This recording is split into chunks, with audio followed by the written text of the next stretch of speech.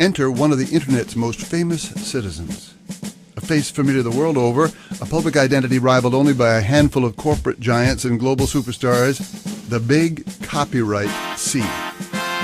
Everyone knows what Big C stands for. Big C means all rights reserved.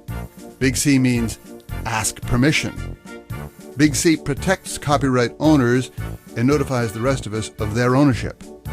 Time was when you had to put Big C on anything you wanted to copyright, or else it entered the public domain, the commons of information where nothing is owned and all is permitted. You had to put the world on notice to warn them.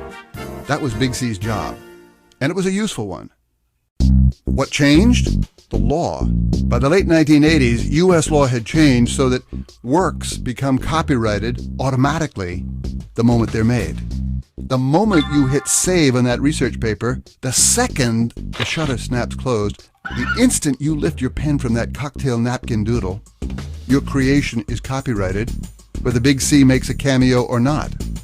So suddenly, there's no quick way of knowing whether something's owned or not. The new rules may be clear about how you get to own a work.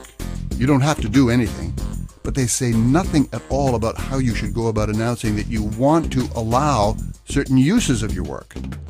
So what?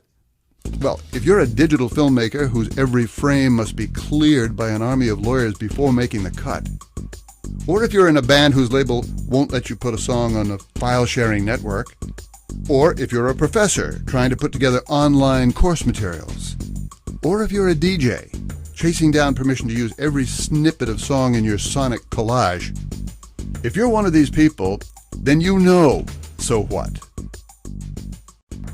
We interrupt this brainstorm to call the lawyers. You drop what you're doing and call all the lawyers. You ask for permission, even to use a work whose author doesn't mind if you use it, because you have no idea what the author's intent is. You ask for permission, even to share some of your rights. Or you venture forward unsure what your risks and rights are exactly. Or, in a haze of legal doubt, you do nothing. The bottom line, Big C is out of a job. The middlemen are not. Enter Creative Commons. Creative Commons wanted to find an easy way to help people tell the world up front that they want to allow some uses of their work.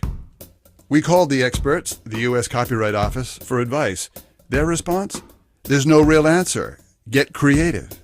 So we got creative. How?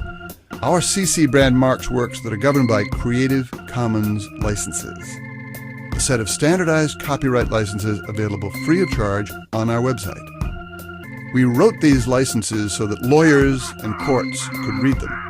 Then we translated them into a language you can read. And then we translated them into a language computers can read. Now, CC isn't meant to compete with copyright, but to complement it. It allows you to retain your copyright while granting the world permission to make certain uses of it upon certain conditions. If the Big C is like a red light, then CC is a green light. If the Big C says no trespassing, the double C says please come in. If the Big C says all rights reserved, CC says some rights reserved. So you can use the powers of the net to find works free to share and build upon, and to invite other people to transform or trade yours so that you can get creative, not only with what you make, but how you make it available, so you can collaborate across space and time, so you can be a co-author with someone you've never met, so you can stand on the shoulders of your peers, all without asking permission, because permission has already been granted. Creative Commons. Get creative. It's easy when you skip the intermediaries.